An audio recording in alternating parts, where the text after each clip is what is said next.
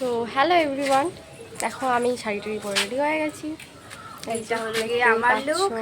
হ্যাঁ, আর এইটা কেমন হচ্ছে লাগছে? একান্ত আমি। আর এইটা হলো গিয়ে তানিয়াদির লুক। ইয়েস।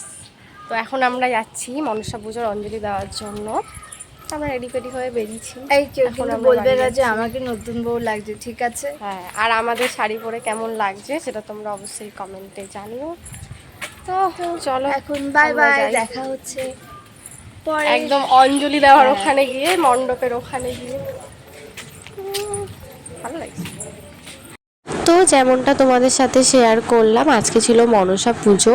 আর এই মনসা পুজোটা হচ্ছিল কিন্তু আমার পাড়ারই একটা বাড়িতে।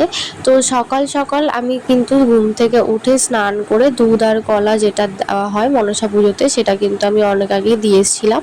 তারপর দুপুরবেলা যেহেতু অঞ্জলিটা হয়, তো ওই কারণে দুপুর হতে হতেই কিন্তু আমি গোপা শাড়ি পরে রেডি হয়ে চলে গেছিলাম ওই বাড়িতে অঞ্জলি দেওয়ার জন্য।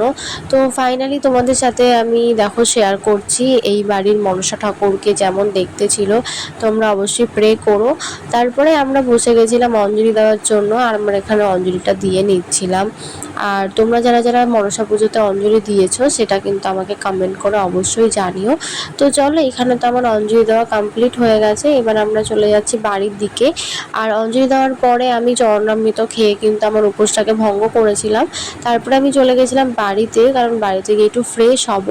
তো চলো, আজকের ভিডিওটা এই পর্যন্তই। দেখা হচ্ছে নেক্সট ভিডিওতে। তো টাটা, সবাই খুব ভালো থেকো।